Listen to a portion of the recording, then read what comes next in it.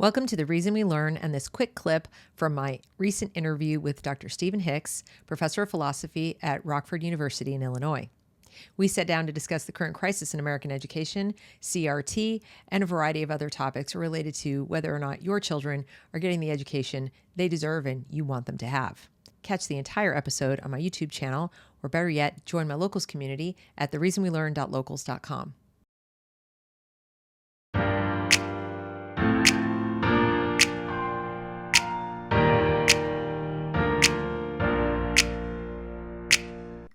Hello.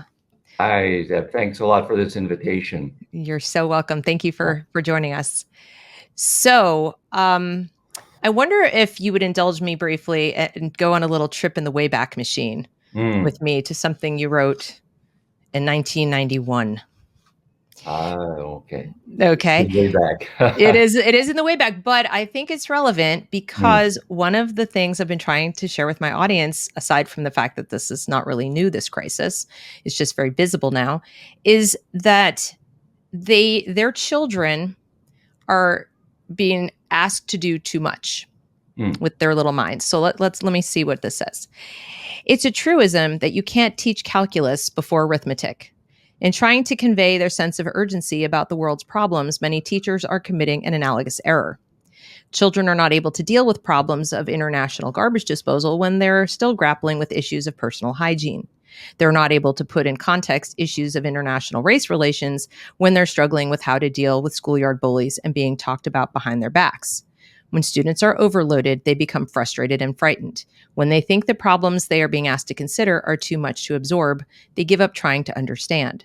If the teacher persists, the student simply mouths the appropriate words to appease him or her. This does not mean educators and parents should pretend that problems do not exist. But many of these issues, by definition, are complex, global issues that many adults have difficulty dealing with intellectually and emotionally. We need to take extra pains to teach our children about the principles involved on a scale they can grasp. And finally, frightened or apathetic children are not going to grow into the adults who will be able to solve the world's problems. Problem solving requires confidence that solutions can be discovered and a healthy self-esteem about one's ability to find them.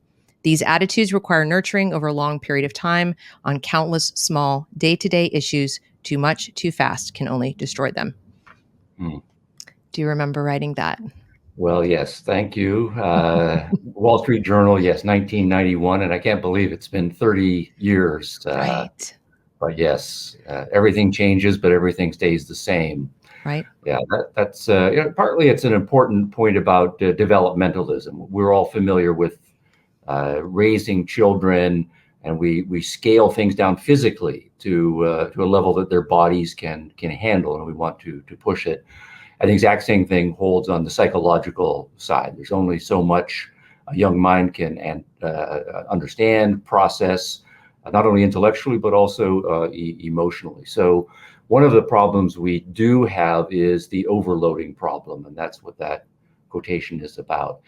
Now, I do think some of it is, in the case of parents and teachers, they overlook the developmentalism issue. They're aware of it abstractly, of course, but they get worked up about something, or they're worried about something, and that just leads them to say, this huge problem, my kid needs to know about this, and my kid needs to know what the right answer is, or if I'm a teacher, my kids need to know this. And it doesn't matter if it's an environmental issue or an issue about sexism, or now issues about racism.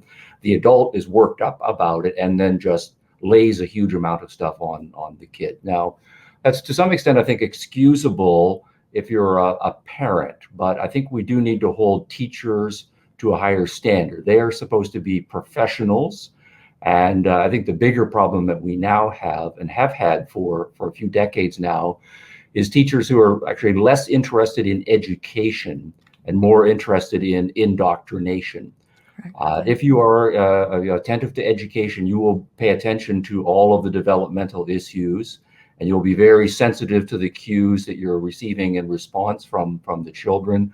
But if you are an indoctrinator, then you're not at all interested in that. You have your agenda, whether it's an environmentalist agenda or some sort of political agenda, or about race or about sex or whatever it is, And you don't mind overloading children because you know if you get in early when their minds are still unformed, you will, kind of capture a certain amount of that psychological real estate, and hopefully that will be yours for the rest of that kid's life. Yeah. So So, am I correct in hearing you say there's an intentionality to it? That people who are doing this are more aware than not that they I are think, doing it.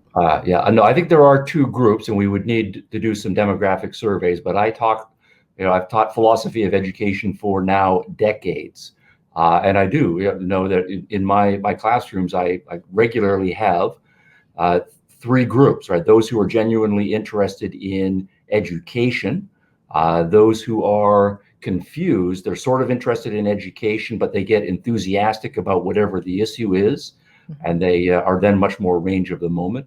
And there are those who are strategic. They realize very clearly that they have an agenda, whatever the agenda is, political, religious, social, or whatever, and they're not at all interested in debate, discussion. They do want to form young minds, and they do see those minds as kind of plasticine to be formed by them, the authority figure. So Right. it is explicitly intentional.